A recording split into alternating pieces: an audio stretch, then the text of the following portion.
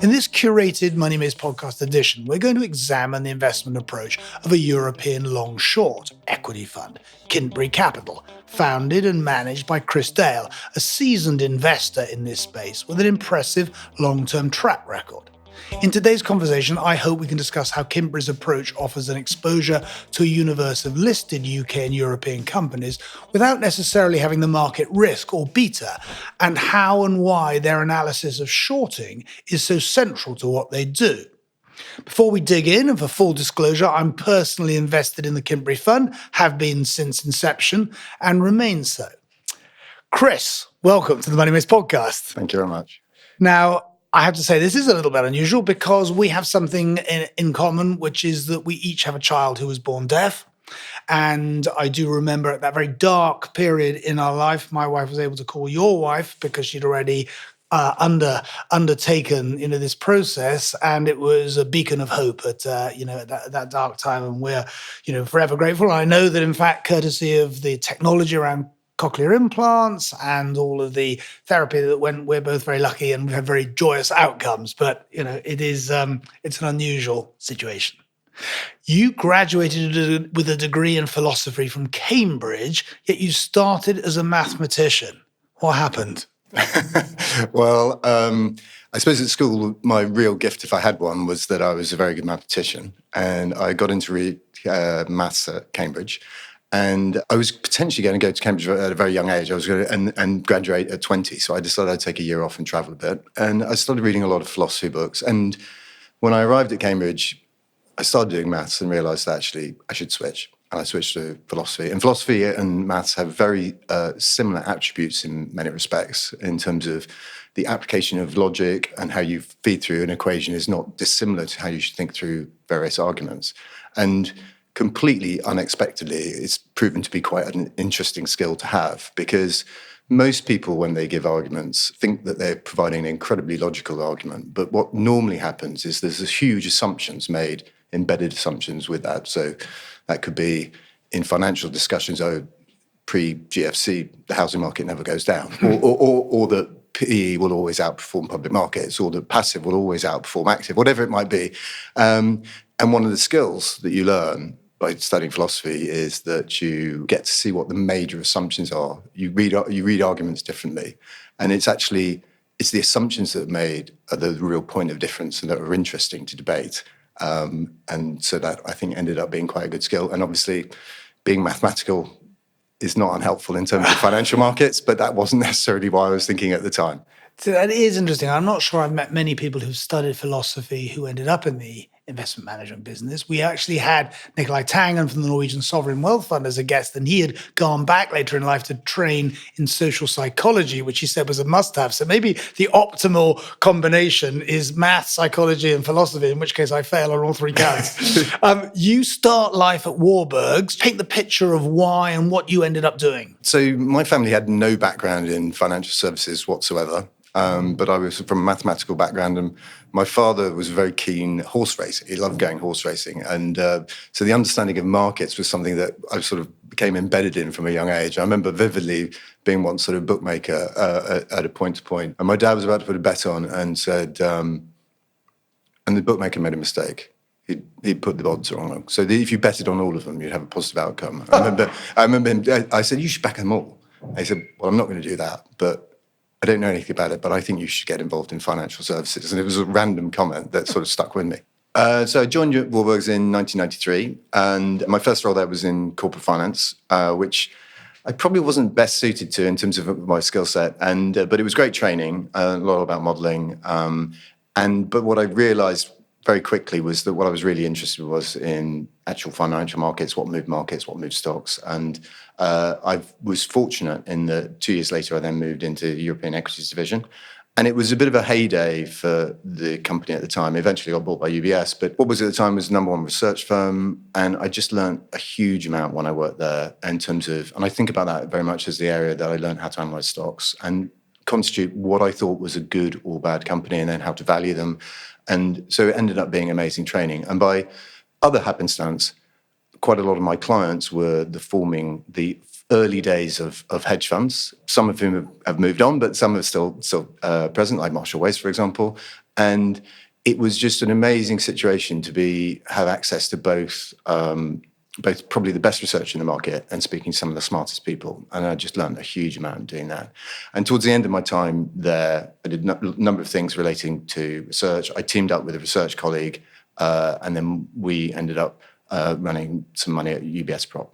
And then you go to Millennium. And for those who don't know, Millennium is, of course, one of the world's best-known hedge funds. The firm is known for its scattered corpses and broken investment dreams, and a quarter of its managers get fired every year.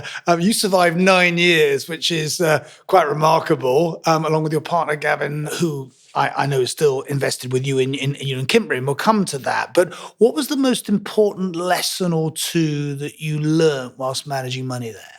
Well, Millennium was a very different place when I joined. It was like a $2.5 billion fund. I think it's now 60 billion plus. When I arrived, there were 20 people in the London office, and we were one of the first teams.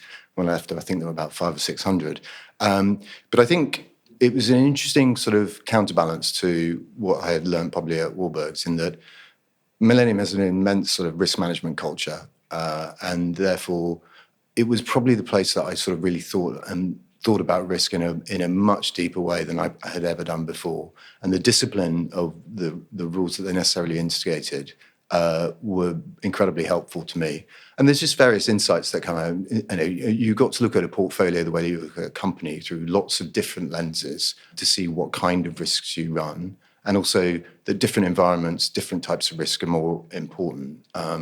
And so, fast forwarding today, for example, you can end up having a style bias that you wouldn't have looked at before. So during COVID, for example, whether you're long or short, COVID winners or losers would be an inevitable thing, whereas obviously there are other things like sectors or countries or whatever. So I suppose that was probably the main training ground for that. And I vividly remember Izzy saying to me once, when we were talking about risk, was that the best way to reduce risk is not to add multiple layers of hedges, but to take risk off.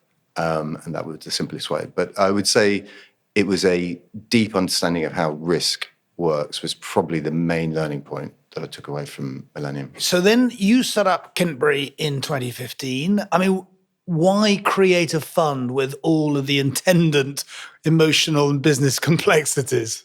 I think I'd always wanted to run my own firm. And I think my motivation for doing that was that, particularly as Millennium had grown, the idea that you could run a business with people you had chosen and the lack of politics that you get in small firms was important. I also felt that what we were doing was very different to what hedge funds were at the time and what I thought they should be. So I thought we had a differentiated moment.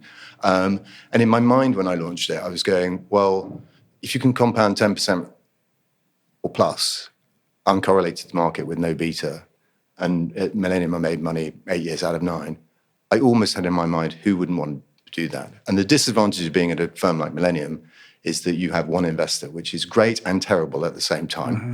And then it just struck me that we could find some long-term investors who really understood the proposition that we were making and could see the value of it. So let's talk about Kintbury today, 9 years on. Just recap on size and people, and then we'll go into the mission. So we have $1.4 billion under management.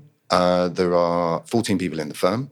That's an investment team of 8 people and a non-investment team of 6. And if you were defining the mission in a sentence?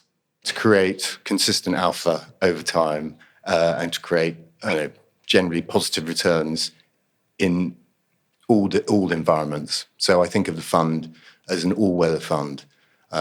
Obviously, our stats show that we make money in both up and down months in the market over time, which is one of the attributes that I thought hedge funds should have, and that also that you should create alpha on both the long and the short side.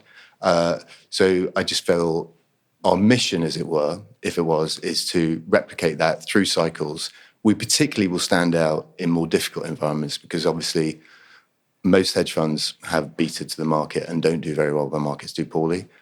So our performance really stands out in that kind of environment. Now, you're also a little unusual because you are UK and Europe only, which I think is good because sticking to knitting is not something that our industry is known for. But why was your lens so resolutely focused on those two geographies? I think it's just really in terms of background. So my background is having basically looked at European equities for 30 years. That's an area that I know extremely well. An alpha manager shouldn't really worry, or an investor in an alpha manager shouldn't really worry from a pure geographical perspective. Just go, is the opportunity set there, and has the manager got skill? Now, to my mind, investing in something in an area that I've looked at for 30 years makes a lot more sense than saying, I'm so smart that I'm now going to be able to invest in US equities where I have no background and where lots of other people obviously look at it incredibly closely. Yeah. Now, as I have dissected your materials, and obviously I've known you for a long time, you make an interesting comment, which is companies need to make money and you need to get the cash flows back. I mean, couldn't be more obvious. But of course, we know this business is much more complicated in practice. What do you really mean by that? Good companies either are making positive cash flows or are on the path to doing so. The companies that we generally like have higher margins, higher returns on capital employed, and will generate cash. The benefit of companies that have high return on capital employed is that they might give cash back to you, but they might then also reinvest in the business. And that gives a competitive advantage to those that have lower costs of capital. We've obviously had an extraordinary period, and when I say that, I mean 20 or 30-year period of consistently falling rates, but in the last 5-10 years, almost zero rates. And so the penalty for companies that don't generate cash has been almost minimal. And it's allowed businesses that are not even on a path to make money to survive.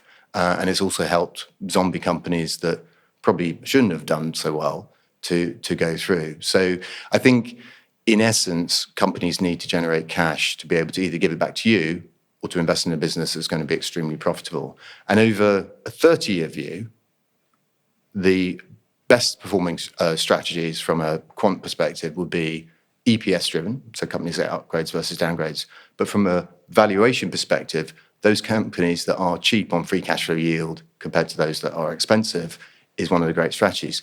And what's been interesting during a zero interest environment since 2016 is that strategy hasn't worked particularly well and hasn't really created any performance. But during that period, those companies have actually generate lots of cash flow, earnings growth, and therefore the cheap companies on high free cash flow yield are cheaper versus the expensive ones than they've ever been.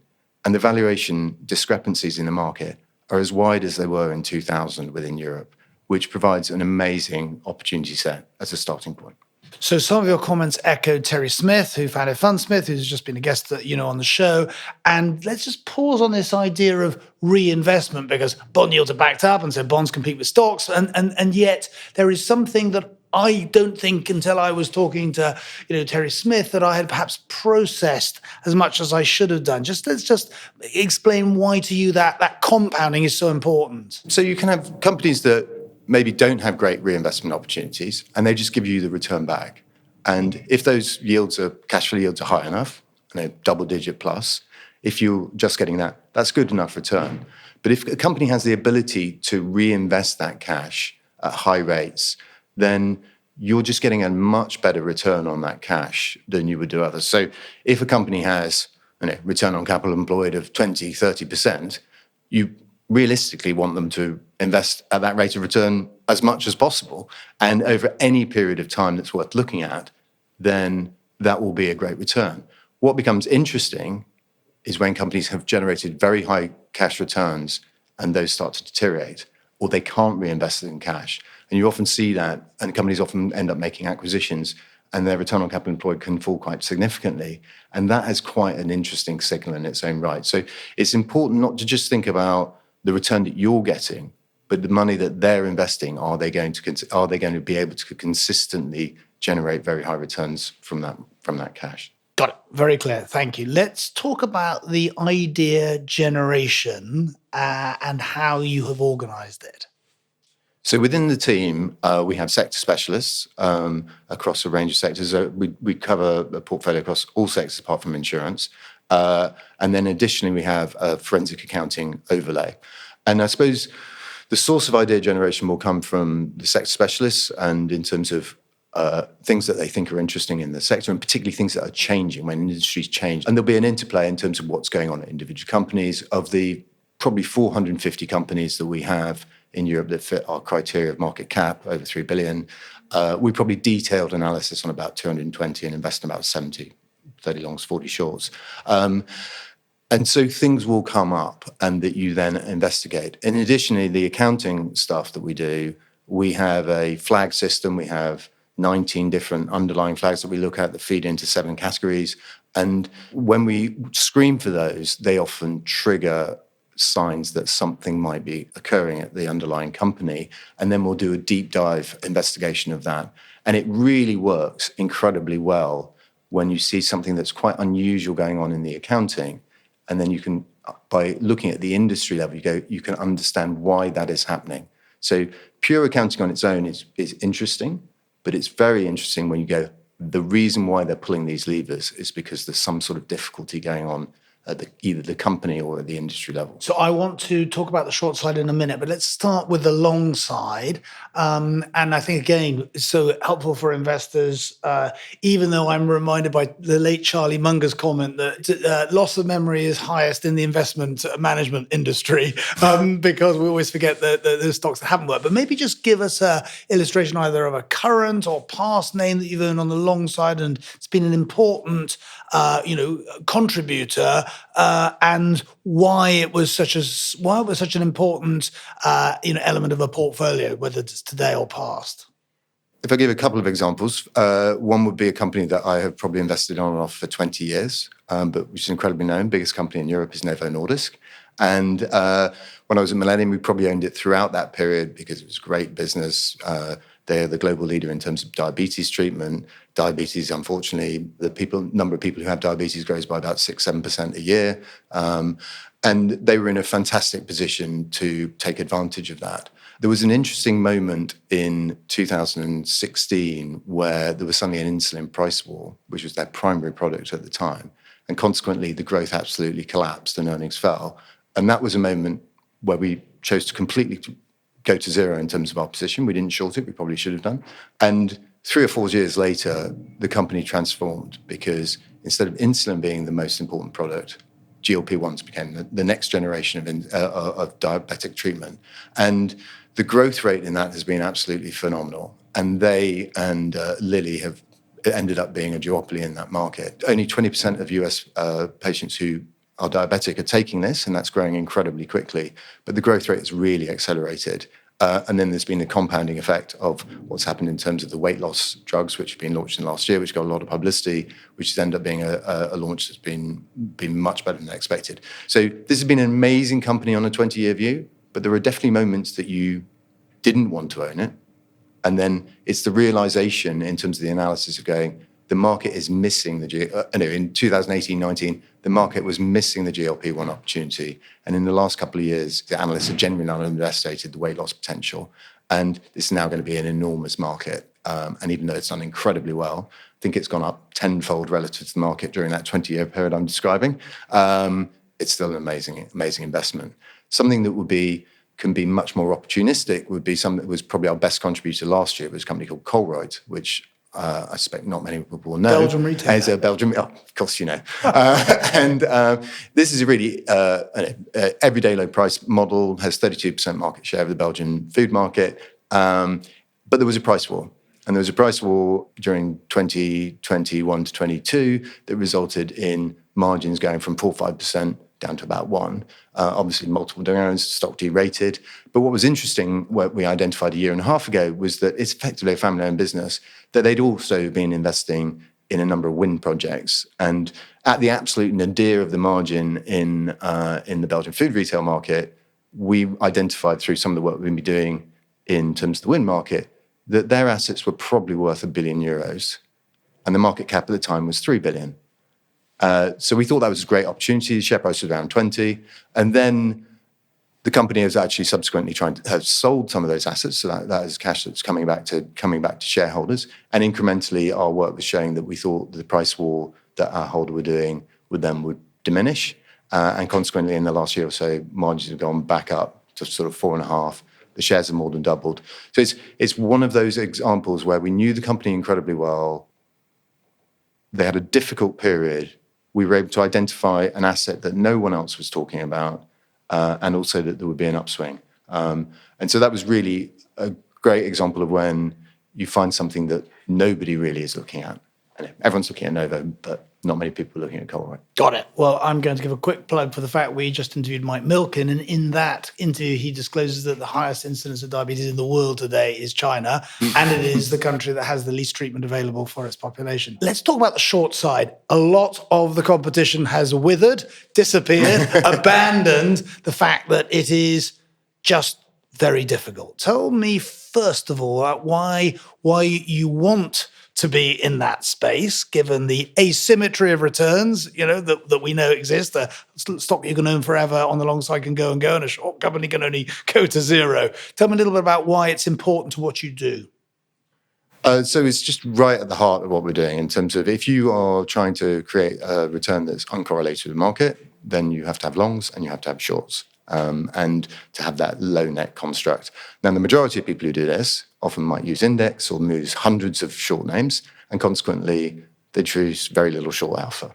And it is a different skill set to the picking of longs, not just in terms of the analysis of those, but in terms of sizing and timing is much more important on the short side.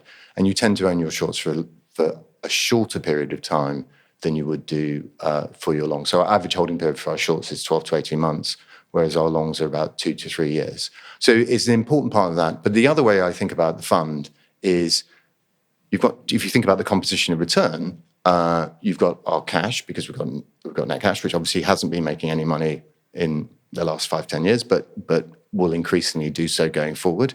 And you have your alpha of your longs and your shorts. And if you have the skill to generate alpha on both sides, then you want to maximize that. And that's why we run almost entirely single stock shorts. Got it. So I want to talk about one of them because I noted as an investor that you very quietly for some time were short Wirecard. You actually only wrote about it, I would say very modestly, later on. Mm-hmm. What was the red flag or red flags? So just tell us a little bit about how your conviction grew. So Wirecard was probably our most successful short ever. And Wirecard's an interesting test case for a number of different reasons. So there were lots of early signs that there was a problem with Wirecard. The company grew at an unbelievable rate, particularly in Germany, and you couldn't necessarily correlate their revenue growth with what you could see in the underlying data if you looked at industry data. They did some very strange acquisitions, one in India, for example, in 2015. And as early as 2008, people were a bit concerned. So Wirecard originally is a payments company, and part of the element of where their core business came from gambling and pornographic sites. And so there were an element of them that was created that they had a higher margin. The company was incredibly promotional in terms of how they disclosed themselves. And for a company that was supposedly generating lots of cash, the gross debt kept rising. So there were some various accounting issues that looked a bit strange. And I remember my colleague turning to me when we launched the fund in 2015 going, there's something seriously wrong here, and I think it probably is a fraud. And the key about frauds and the payoff on frauds is very different. First of all, frauds are very rare. So there's been about 3 European frauds that during the time that we've had the fund, Wirecard, Steinhoff, and NMC Health. We got 2 of them in the fund. The third one, NMC, we'd done all the work and we're late in it. Anyway, the point about frauds is that once a company has decided they're going to lie and cheat and create false invoices, they don't profit warn. So a normal company, when you're short, you're waiting for the profit warning or the disaster to strike.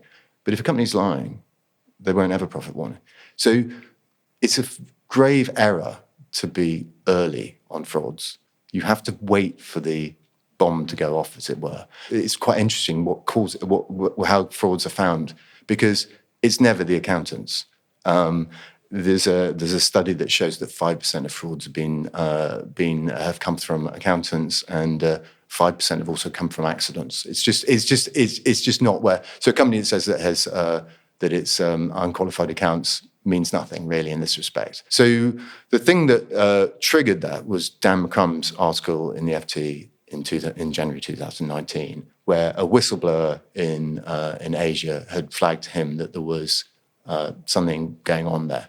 And For a newspaper like the FT or the Wall Street Journal to write an article like this is pretty extreme, and they will not have done it without a huge amount of due diligence in terms of that. So we thought that was the smoking gun that was going to start the whole affair, and it would all be over in 2 or 3 months. So we shorted the stock. Of course, what the German regulators decided to do was that instead of investigating the company, they investigated the FT and short sellers, and there was a short selling ban for a period of time. And then there was an amazing drama that lasted about 18 months. And there were times SoftBank got involved but didn't get involved. There was a very bizarre transaction. There were various questions from some of the accounts. I had a meeting with Marcus Braun, who was the CEO, and company meetings are a big part of what we do. And my colleague when I came back, said, what did you learn? What did you learn? I was like, I don't think I learned anything except for the fact that nothing he said made sense. There were no numbers, and that he's obviously a liar. And getting the sense of that was quite important. Anyway, we got to an end point in 2020 where EY had to sign off on the accounts, and it was delayed multiple times. And we felt that that was a sort of tipping point in terms of what they were going to find. Now, we couldn't have known, and we didn't know, that the 1.9 billion of cash that they had didn't exist. But that's what came through in terms of the accounts. And what we did do is realizing that it was a major event and it was very binary with asymmetric outcome, is we bought a number of put options on the stock as well. One of the reasons we didn't talk about Wirecard in our letters is Wirecard were incredibly aggressive in terms of hacking people, following people. There's a whole thing in terms of Dan McCrum's Netflix film showing that. And we just chose that it was better for us to be just not quite disclosed in that respect. So we chose not to write about it. And it touches on an interesting point about what kind of short seller you are. So I know you've interviewed Carson Block, for example, who's an activist short seller. He puts short position on, will write an inflammatory article and then look for that to be the catalyst. We've chosen not to that. We feel that at times that has elements of market manipulation. Yep. And it's just an area that we would choose not to go down. Got it. So you could say that Wirecard is the anomaly because there have only been these 3 frauds in Europe, but you've built up and invested in the capabilities for forensic accounting and for really understanding what's going on. So let's just say more generally, and as your team is scouring for opportunities on the short side, so we're staying with the short side here, what are the things that will particularly get your attention and the team will say, right, more work is needed to be done?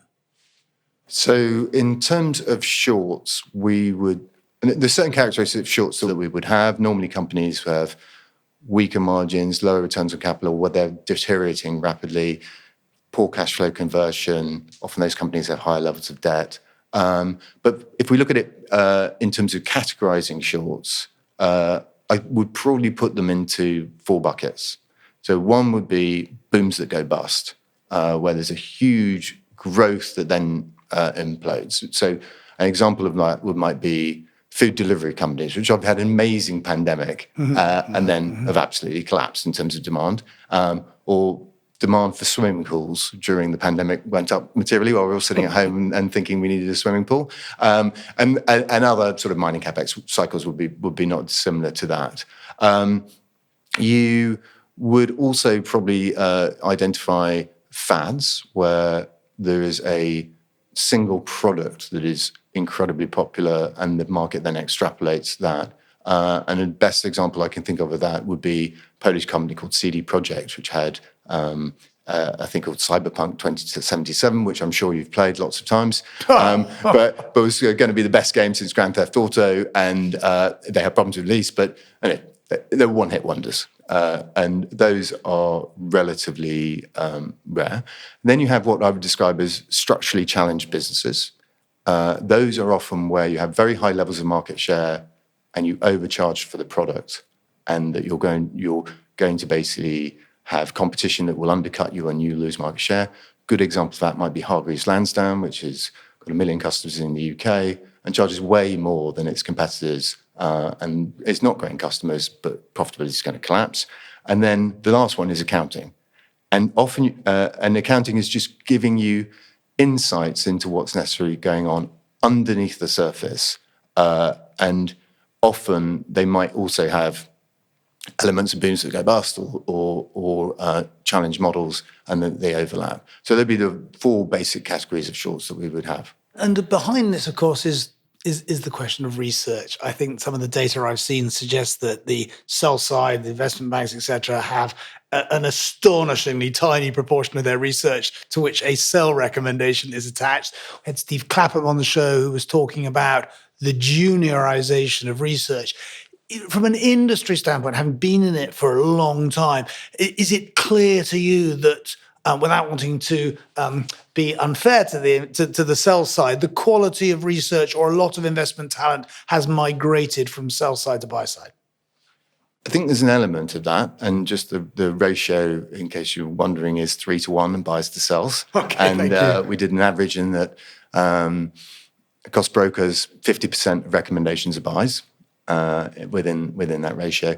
I think there is an element that obviously regulation has meant that research is not as profitable as it was 20 plus years ago, and therefore there's financial pressures. You have fewer analysts, possibly more junior analysts covering more stocks, and therefore the level of work that they're able to do is probably diminished as well.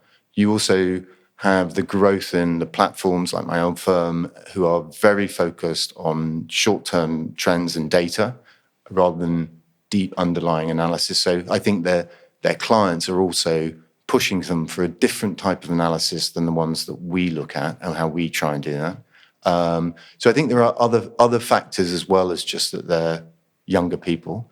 But clearly, we do have a number of sell-side contacts who are excellent and give great industry knowledge that we then will do our own work around.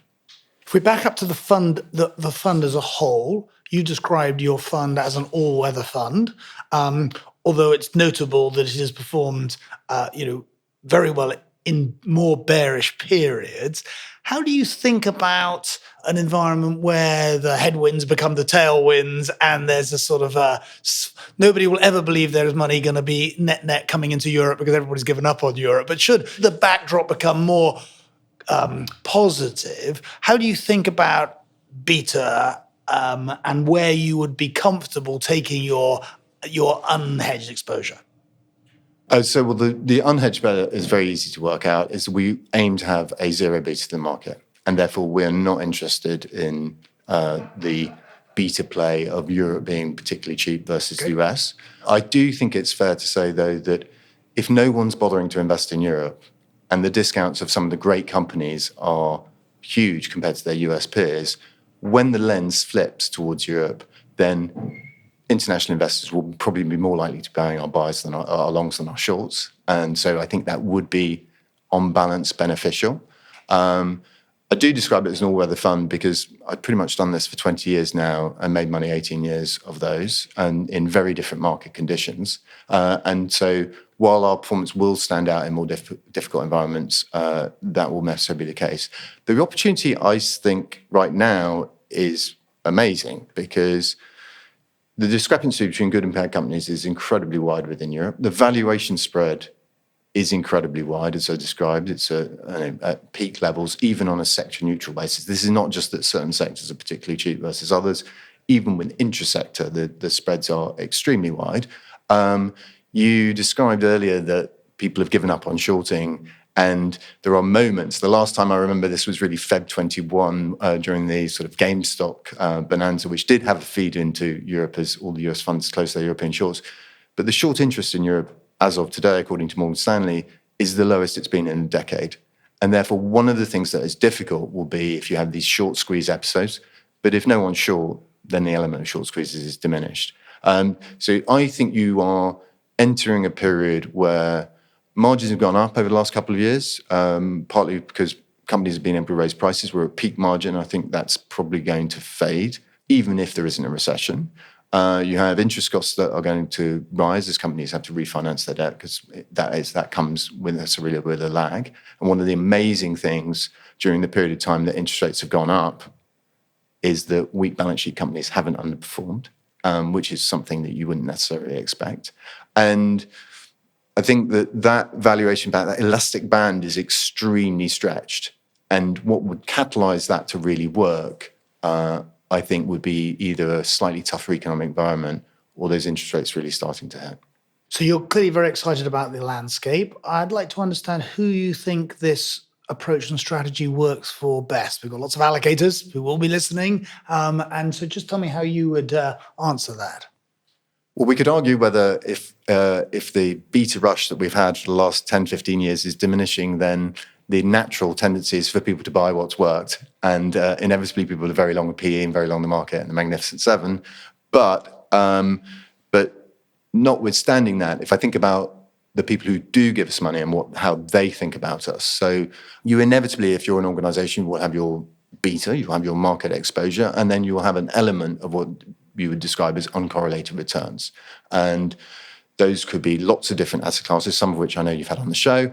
And we fit neatly into that bucket in terms of pure alpha, a return that will be uncorrelated with market. Now, you could argue whether your uncorrelated return bucket should be higher when markets are at peak and you are more cautious on the market. But within that bucket, the thing that really stands out for our investors is that Europe has become a lonely place in many respects in terms of European long short. And when they look through their hedge funds and see what the underlying holdings will be, if you have a load of US funds, you might find an element of crowding. One of our biggest investors did this exercise, and their simple observation was, you're trafficking in an area that no one else is. And therefore, your alpha return stream is likely to not just be uncorrelated market, but potentially uncorrelated with some of the other stuff that we have. It's worth just pausing for a second on the type of clients who have been with you and have grown with you. Just give us a flavor of that. Our longest standing investor is a US endowment, and our largest investor is a very large pension plan in the North America area. Right. And I'm intrigued because I've noticed that the US investor base is quite important. What is it that they might see that you think others have been less, focused on? That's a really difficult question. I mean, there's a lot of money in the US, and that about 70, 80% of our money is in the US. And we have got interest from other areas of the world. Middle East, for example, is somewhere that people are looking at. We've generally done well in that endowment foundation area within the US. In Europe, it's more been in pensions and family offices. And I think it's just an appetite and an interest in trying to diversify.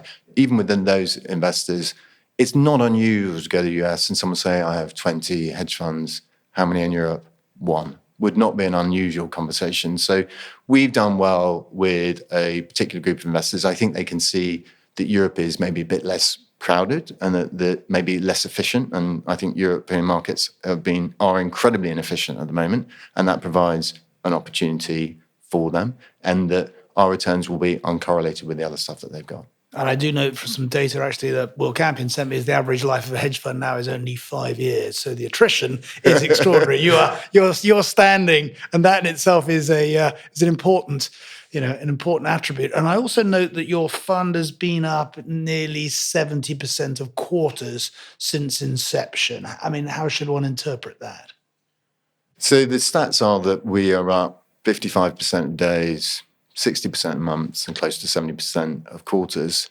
And I described it to my children the other day as having a bit like having a coin that's sort of clearly weighted, is that inherently, if you have those probabilities in your favor, then that's something you should keep pressing on. There will be moments, obviously, when it doesn't work. And there are particular types of environments that don't work. But I think that shows a consistency of returns. And I think a quarter is not an unreasonable period to look at, particularly monthly volatility, particularly actually in the last 3 or 4 years has gone up a lot, not just by the market, but also by factors. But it just shows, particularly as ours is a more long-term investing strategy, I think that's a reasonable measure to look at. Right.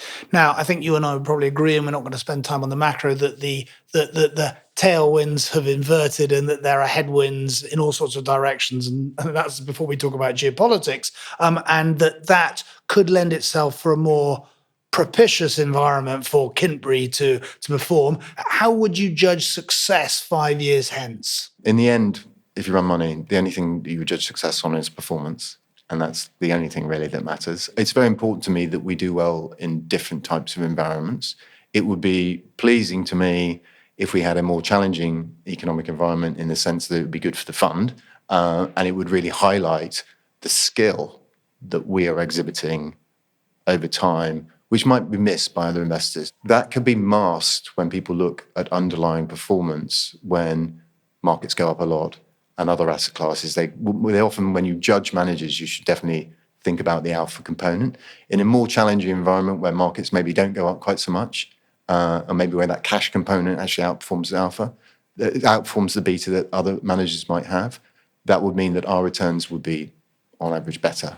So I would view success as consistent high levels of return and doing that through cycle. Do you conduct post-mortems when things have not worked? And if so, what would you say what are the important lessons you've taken away when the investments haven't worked out, as happens to all of us? Totally. So I suppose lessons I would think about, I'd sort of categorize, I think about different types of lessons. So there's one type of mistake, which would be an analytical mistake, where you've got the numbers wrong, where you thought something would happen and it didn't happen. And we obviously do have circumstances of that, but that is relatively rare. I would say that the mistake we probably make sometimes is that we might hold on to some of those positions too long. You have a thesis which you need to be continually reassessing. So that's probably one of the key things, and we've done some analysis of our alpha contribution since the day that we put the positions on. And it's very clear, looking at that the alpha, say for the longs, actually grows over time, but has its steepest quotient in the first 12 months.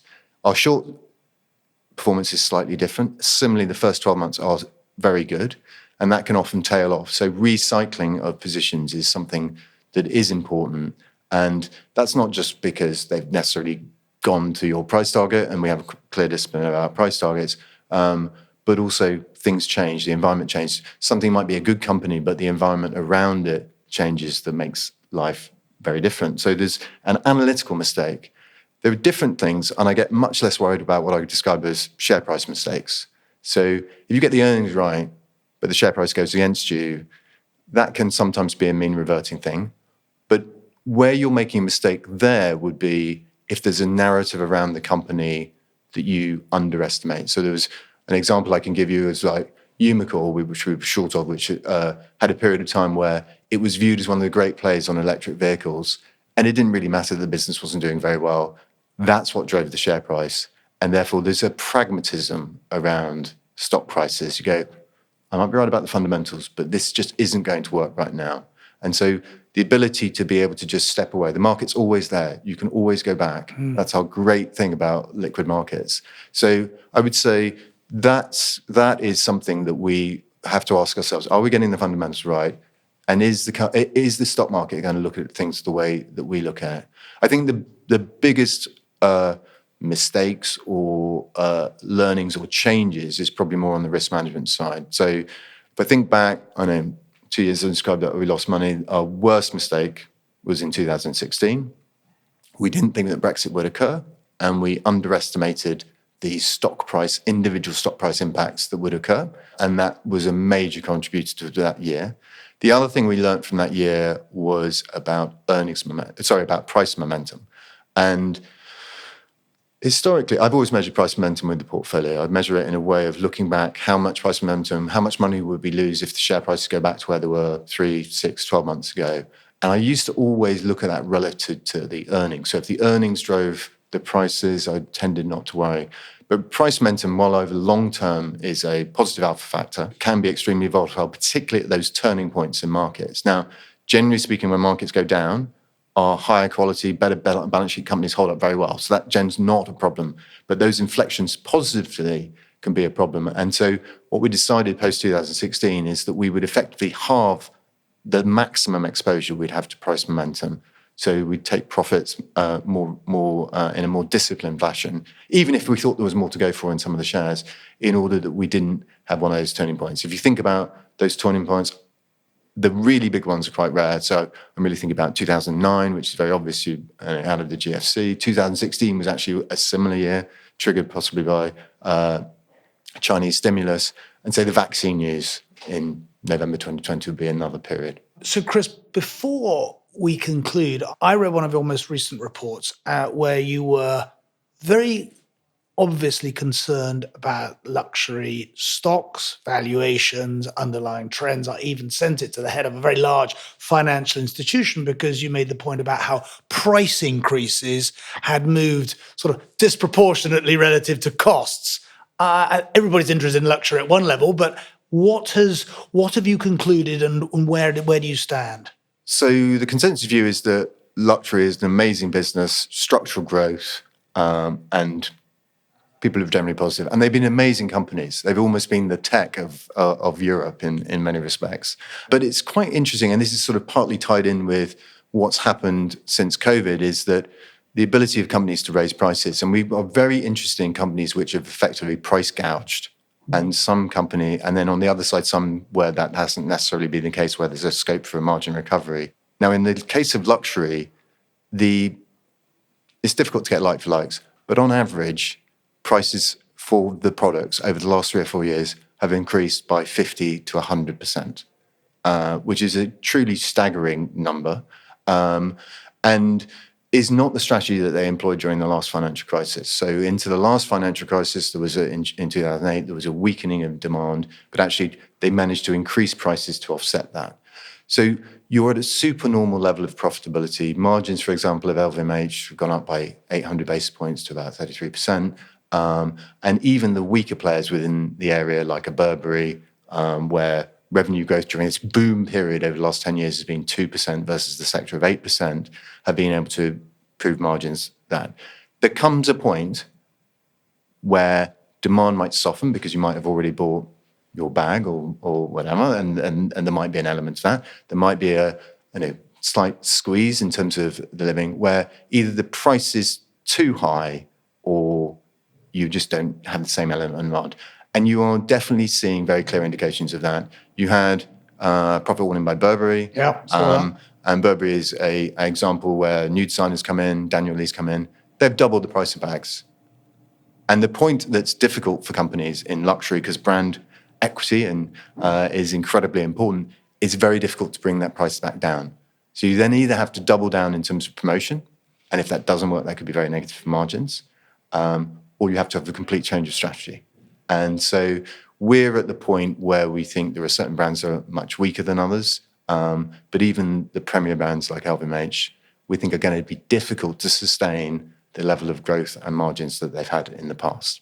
Very interesting. And I'm with you. And you could probably add hotel prices and airlines and other stuff that has gone up at a multiple of inflation, much to my dismay. I don't buy luxury bags, so I've not been affected. Chris, you are also a scratch golfer. You won the President Putter when you were captain of golf at Cambridge. You've won the Halford Hewitt. Can golf teach us anything about being better investors?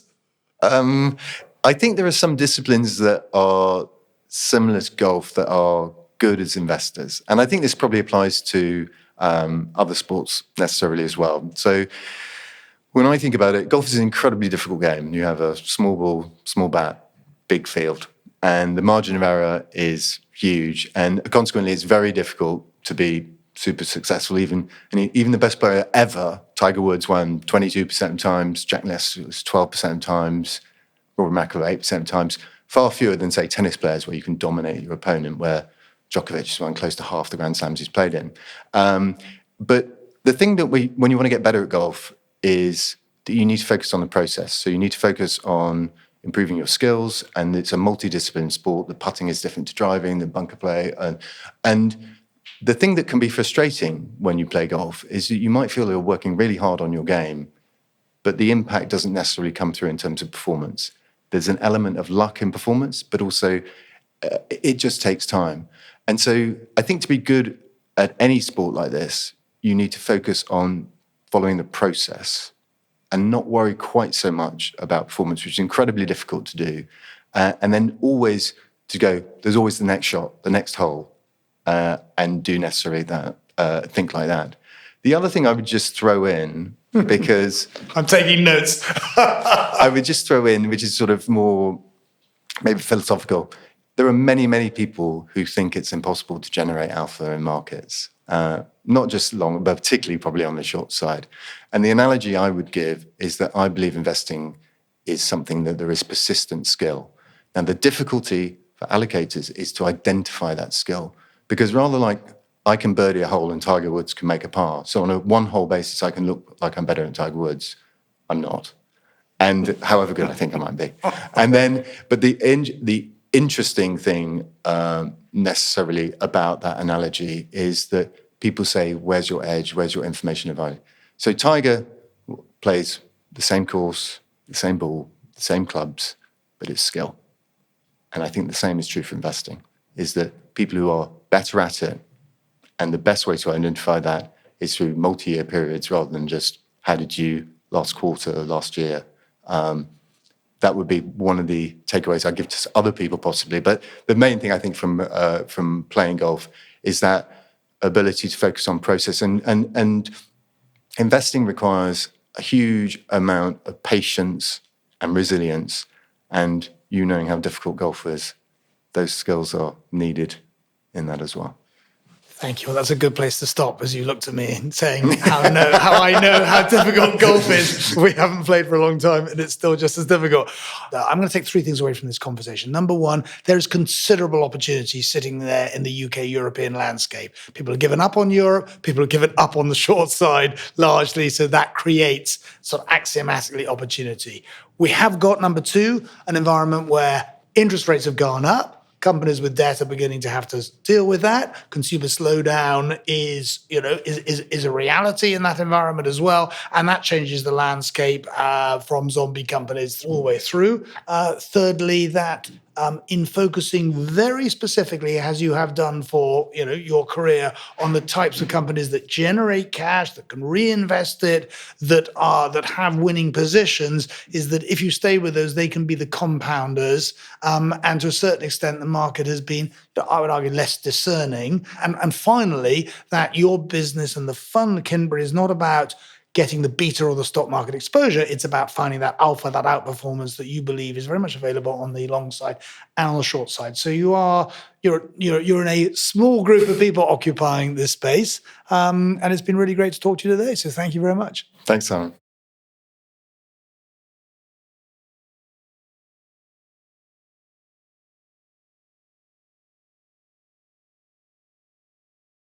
This podcast has been prepared by Kintbury Capital LLP, Kintbury Capital, solely for the purpose of providing background information on the strategy which Kintbury Capital operates. The distribution of this podcast may be restricted in certain jurisdictions.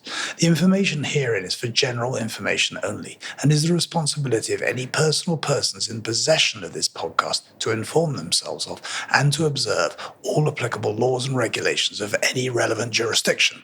The podcast is not intended for distribution to or use by any person or entity in any jurisdiction or country where such distribution or use would be contrary to local law or regulation. This podcast is not intended as an offer or solicitation with respect to the purchase or sale of any security. The summary description included herein and any other materials provided to you are intended only for information purposes and convenient reference and are not intended to be complete. This information is not intended to provide and should not be relied upon for accounting, legal or tax advice or investment recommendations. The investment examples provided herein are for discussion purposes only and are no guarantee of future results or that such investment opportunities will be available in the future. No reliance may be placed for any purpose on the information and opinions contained in this podcast or their accuracy or completeness. No representation, warranty, or undertaking, express or implied, is given as to the accuracy or completeness of the information or opinions contained in this document by any of Kintbury Capital, its members, employees, or affiliates, and no liability is accepted by such persons for the accuracy or completeness of any such information or opinions, and nothing contained herein should be relied upon as a promise or representation, whether as to past or future performance of the strategy. Kintbury Capital is authorised and regulated by the UK Financial Conduct Authority. This podcast is being communicated by Kintbury Capital and in the UK in accordance with Article 14, Article 21 and Article 22 of the Financial Services and Markets Act 2000, Order 2001, or pursuant to the permitted exemptions made made available by the FCA in Section 412 of its Conduct of Business Sourcebook. Past performance is no guarantee of future performance. No assurance can be made that profits will be achieved or that substantial losses will not be incurred by this strategy.